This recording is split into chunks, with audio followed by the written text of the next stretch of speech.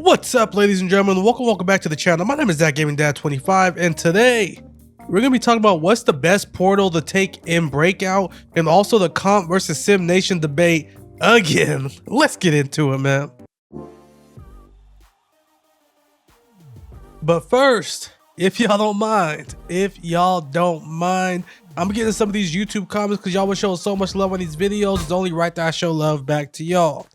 First, my boy Parker Approved says we were acting the same way with the winter event. Then everyone was doing the happy dance once we got Wagner and Crazy MT. I said, let's wait and see what this turns out to be. Love the content, bro. First of all, thank you. Now, granted, I see what you're saying. The TIS season event, people didn't like it at first. Then they did like it. But here's my issue. So there is no sign that this event's going to be anything but MT. And so what scares me is there's no way to upgrade your collectibles from gold to ruby to dark matter, anything like that. So what you get is what you get as of now.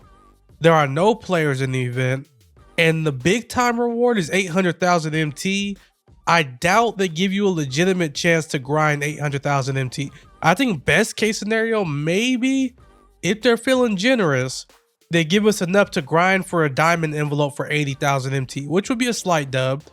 But realistically, I don't even see that happening. And that's why I'm so pessimistic about it. And normally I'm the optimistic guy. But they're not giving me anything to think this is going to be a W event. Because even if they add players into it, then, you know, we still have to hope we pull the right envelopes. Unless they pretty much just change the entire event come Friday, then this event is just not going to be good. I'm sorry. Or if they give us 800,000 MT, which I doubt they will. Next, my boy Neek Music says, if y'all don't mind, I hate to be that guy, but the fact that we don't ever get any free rewarding grinds for historic African American players during the month of February for Black History Month is actually insane as well. Considering the amount of money this company makes on using the likeness of Black players and Black culture in general, while games like Madden have somewhat decent grinds for Black History Month and Hispanic Heritage Month. 2K barely acknowledges the importance of these months unless they can make money from cultural moments such as Lunar New Year. Shaking my head. That's facts, honestly, because there should be more of an outrage for this Lunar New Year event. Like I said, now that we know the meaning behind the red envelopes, it literally is cultural appropriation. Just like I'm sure if they did something like that during Black History Month and did this kind of grind, I think there would be a huge outrage. And I think that's why they don't. I think at one point you might have got like one Black History Month grind. I forget what year it was. They did give us Pioneers of the Game, but I don't think that was during Black History Month. So I agree. Black History Month and Hispanic Heritage Month should be something that's celebrated along with Lunar New Year correctly. My boy Kiwi says, if you don't mind, would be dope to see an Opal, Yijin, and Liam for the exchange Opal this Friday like the LJ and Mitch. That would actually be a slight W. If they did that, give us an EJ and Leon power forward center card as the little lock-in. I was that going for like 200K every week. That'd be a big W if we can get that. My boy Redman says, if you don't mind, people act like 2K isn't a for-profit company. Stop crying and appreciate whatever you get for free. Okay, so you had me in the first half. I'm not gonna lie. So I'm never gonna tell somebody appreciate what you have. I mean, I'm sure I've said it in, you know, nicer words than that. Like, you know, I'm not, you know, it sounds crazy saying be grateful for what they give you. But that's what we do need to realize is the fact that 2K is a company out to make profit. Okay. So two things could be true. They can be wrong in what they're doing and they can still be making money doing it. So it sucks to say, but as long as people are supporting the game, which I don't think people are ever going to stop supporting the game, because even if I stop playing and you stop playing, there's a million people, over a million people that aren't on Twitter and aren't on YouTube just enjoying the game. So if you're a business making money, the people that are like making the most money are the people that don't even play the game. So in their mind, they're like, okay, cool, making the same money we're normally making, sounds good. What can we do to make more? You know, I'm not saying it's right, morally wrong, but business wise is right. You feel me? So I get where he's coming from. As always, if you want to get a chance to get featured in tomorrow's video, be sure to drop a comment down below. Could be commenting on something we talked about today. Could be a different conversation starter. A question for me. Really could be anything, man. I appreciate y'all rocking with me. Let's get into the community corner.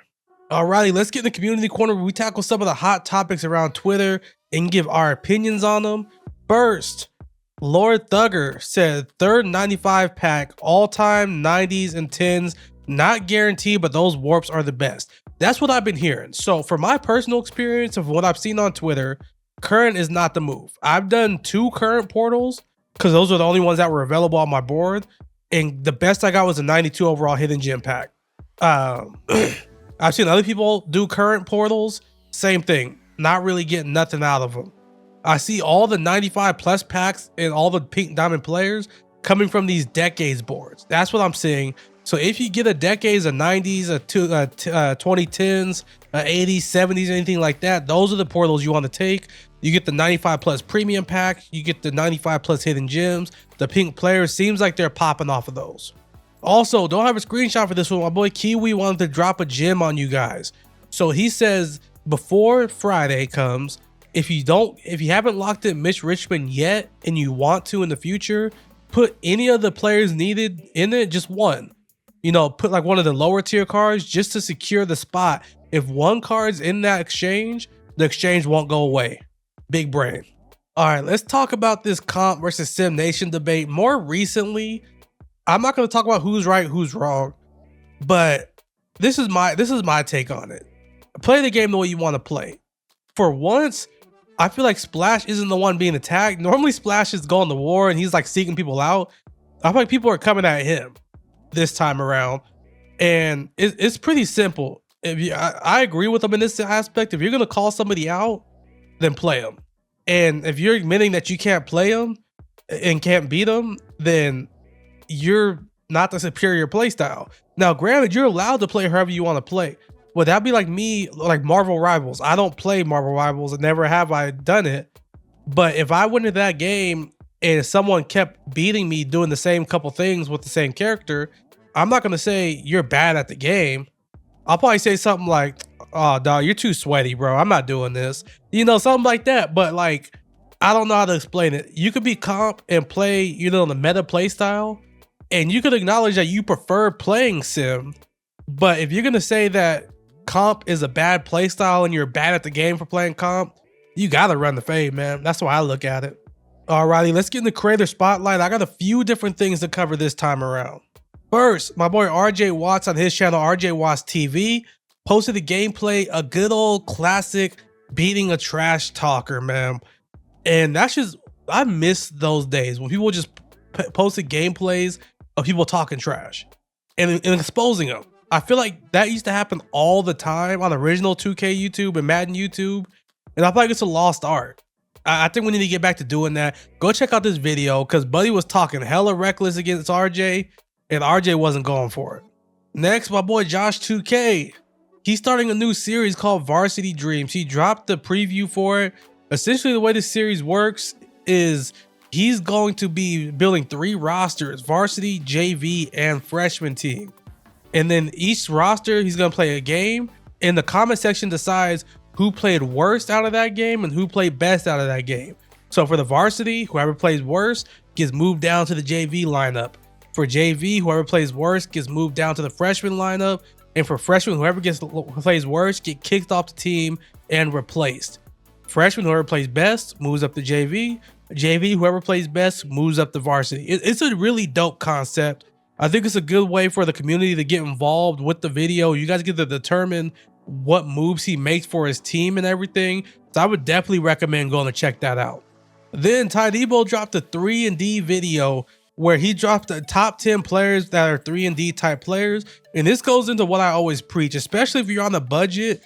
You know, get yourself one playmaker and then get a bunch of 3&D guys around them. That's all you need, is guys that can play defense and hit an open shot.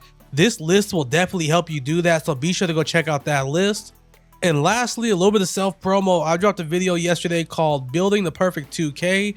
Essentially, I took things from all the different years of 2K and made it to where next year's game could be a really good game. We always say 2K did this good this year, they did this good that year. So I took kind of all the best things and combined it into one list. And I also put some new ideas in there stole some ideas from other games. It kind of just made what I feel like is the perfect 2K for us. 2K can still make their money doing certain things, but in the overall, the community will be happy with this game. Be sure to check this video out. All right, let's get into these moments in the NBA history. We cover some moments from, back in the day to put you guys on game a little bit, so to get your ball knowledge up. Pause. First, we got January 30th, 1996. Chicago defeats Houston, helping the Bulls get the 10th perfect month in NBA history. I think it's kind of crazy that there's been 10 months where people didn't lose any games. And now there's even more, because, I'm sure Golden State did it in that 73 win season. That's just so tough. Same day, actually, Magic Johnson came out of retirement, helping lead the Lakers to a 128-118 victory. He hadn't played for 5 years before he came out of retirement. That's going to wrap up today's video. I appreciate y'all rocking all the way through with me. I appreciate the love and support you guys keep showing consistently. If you haven't already, be sure to sub to the channel. I post these videos daily. And drop a comment down below for a chance to be featured in tomorrow's video, especially if y'all don't mind. That'll give it a little bit extra love, man. As always, y'all be safe. Peace.